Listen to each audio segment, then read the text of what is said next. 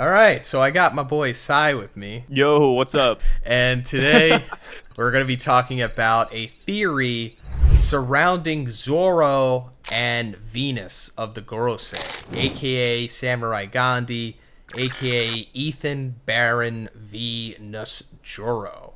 So all credit for this theory goes to Writing Panini on Twitter. We also covered one of his threads in a previous video. Really love this guy. He's got another interesting theory here talking about the connection between Venus and Zoro. So I think it's a foregone conclusion that these two are inevitably going to fight. Like, this is one of Zoro's final opponents. Like, I don't know if he's going to fight him before or after Mihawk, but it's going to be around that time. We've also talked about this guy so many times. Pretty interesting character, despite us knowing very little about him. But maybe after this video, we'll have some more insight into him. So, first of all, the thing that is going to give us more insight into him is, of course, something that we usually talk about in these collabs on my channel. And it's the mythology that Oda likes to base One Piece as stories and its characters off of. So, in Hinduism, the gods correlate to planets. And those planets correlate to stones. So, for example, in Hinduism, the god of Saturn, Shani, is correlated to the sapphire stone or the blue stone. And this is what allowed us to get some insight into what was going on with Saturn before it was even revealed that he was involved with sapphire scales. Because in Egghead, we found out that Ginny, the mother of Bonnie, contracted sapphire scales, and that led to her death. And we assumed, oh, it probably has something to do with Saturn because sapphire is associated with Shani, who is Saturn in Hinduism. And it turned out that that was true. Because when Ginny was in Mary Joie, Saturn did some kind of failed experiment on her, chemical experiment, and it led to her having sapphire scales. So, going off of that, we can assume that these other stones that correlate with the gods that the planets are associated with the Gorosei probably have the same kind of correlation. So, if we're looking at Venus, which is, Venus Juro, Shukra in Hinduism, his stone is the diamond. So, diamond probably correlates with Venus in One Piece.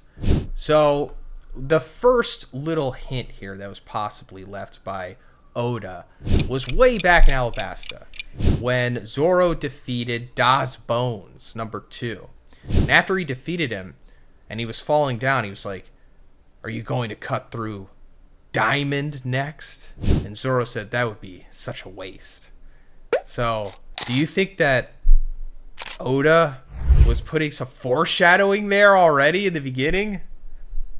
I feel like that is definitely the case. And it's crazy that we call it foreshadowing because that happened around chapter 150, 200-ish. Yeah, so I it's say like, beginning loosely. Here we are.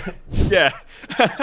Here we are like 800, 900 chapters later, and we still have not cut Diamond. And the only Diamond-related character we've had so far is Jozu. And what's notable about that is that Mihawk tried to slash Jozu, and he wasn't able to. But of course, you can argue around that, saying that Mihawk wasn't trying to cut him. He was trying to cut Whitebeard, and Jozu just got in the way. So I think there are a lot of ways to play around that. But Diamond is what I think is going to be the next hurdle for Zoro. I don't know if that's going to come before or after getting a Black Blade, but I do believe that Diamond is going to be like a key thing to cut. Yeah, I mean, it seems logical in the next step of progression. It's very possible that he even gets the Black Blade fighting Venus, and then he, has the Black Blade fresh to go against Mihawk afterwards. But Wano, of course, being the tying factor here, we've been talking about this since the beginning. Venus for sure comes from Wano. Now, that's not confirmed, but come on. He's dressed like somebody from Wano. He has freaking Shodai Kitetsu, which we're going to be talking about. His last name is Juro. So it's like he comes from Wano. I don't care what anybody says. He was probably like a big traitor of Wano, which is why he joined Imu and the world government and all that stuff. Also, another little side funny thing about Juro is that when Zoro was in Wano and he was like had that fake undercover name. His name was Zoro Juro. Yeah, dude, they're so tied together.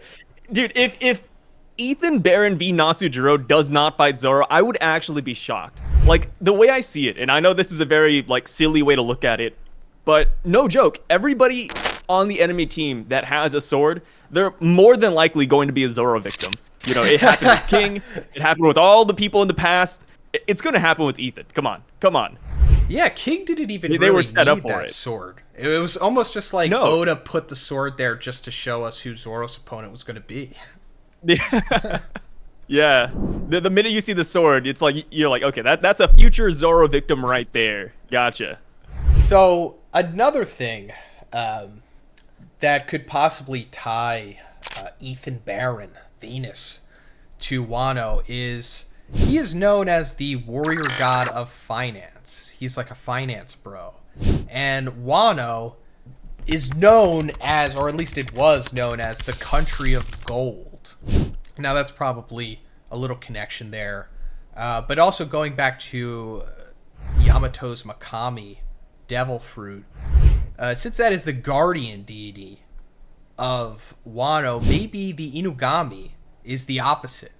It's like the vengeful one, or the thing that you fear, and it has like curses tied to it.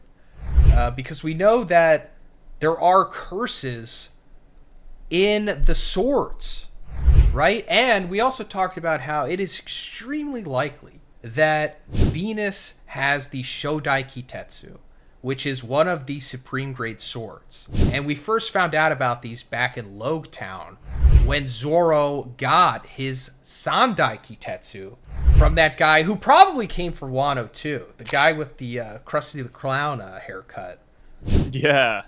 So I forgot his name. yeah, man, that's a great trivia question. Like, what was the Yeah, guy what who is that gave guy's Zoro Sandai Kitetsu? If you know in the comments, let us know. Comment down below. I'm sure you guys know. Don't use Wikipedia. Has to be off the top of the head. But I was using Wikipedia as you're saying that. All right, I was looking it up like, what's his name again? What is his name? Oh, I actually I stopped when you said don't use Oh, Wikipedia. All right, never mind. No, it'll remain a mystery to us still. Okay. So he said that famous swordsmen have died tragic deaths because they wielded the Kitetsu swords. And these days, no one uses it because if they did, they wouldn't be around long. So it's possible that Venus is the one who cursed these swords with, I don't know, his devil fruit magic or whatever magic does Gorosei seemingly have. Telepathy and summoning circles and all that demonic stuff possibly. But it seemingly has to be tied to him in some way. Now, there could be more curses to this stuff too.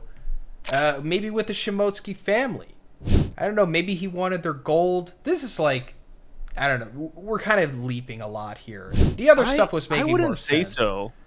No, I really love the vengeful deity of Wano and the whole god of finance like aspect of it, because Wano being known as the country of gold is silly to me. I remember when we got to Wano, I was expecting like a Gildan town.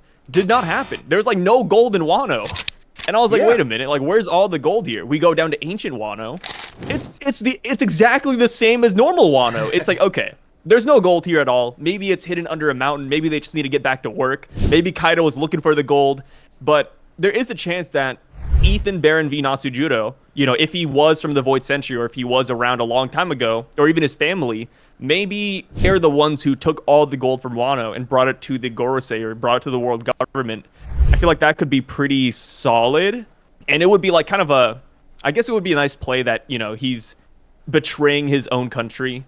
I don't know. There's a lot of ways that this could go. And I feel like once we get that Void Century lore, we're going to look at Wano and be like, damn, dude, Nasujiro did them dirty. Oh boy, what a year that's going to be. Void Century flashback. Yeah. Oh, man.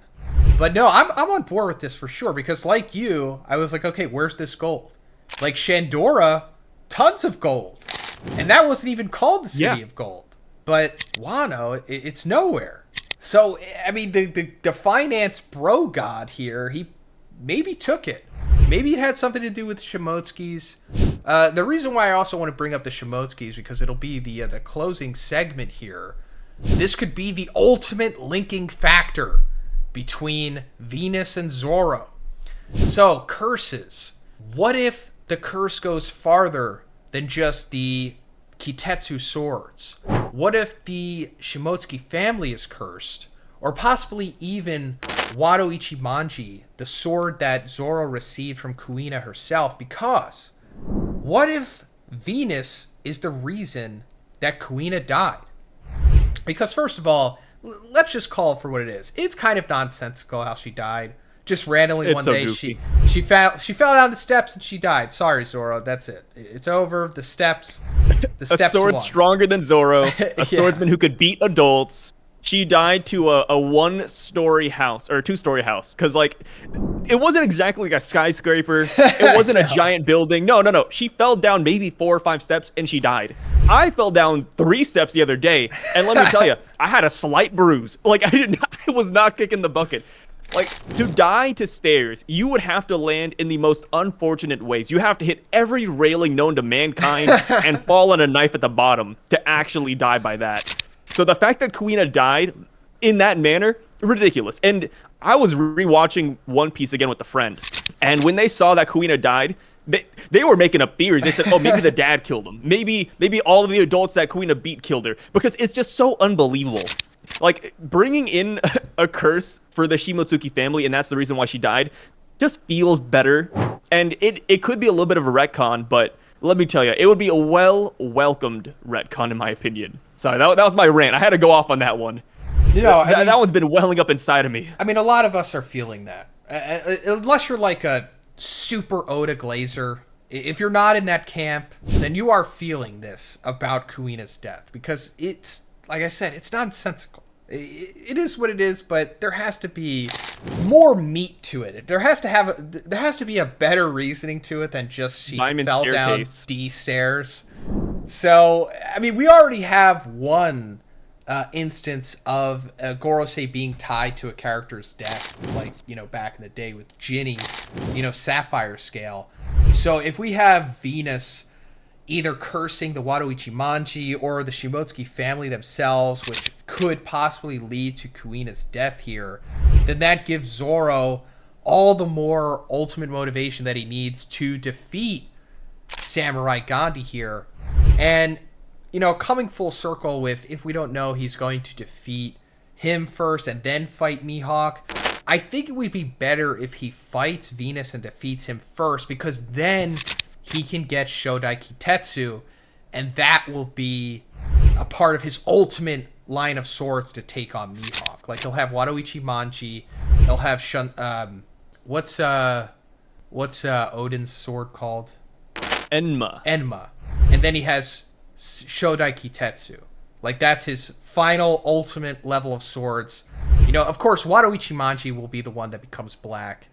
And then after that, he would have cut diamond in some way. Maybe, I don't know, Venus has some kind of diamond technique. And then he fights Mihawk.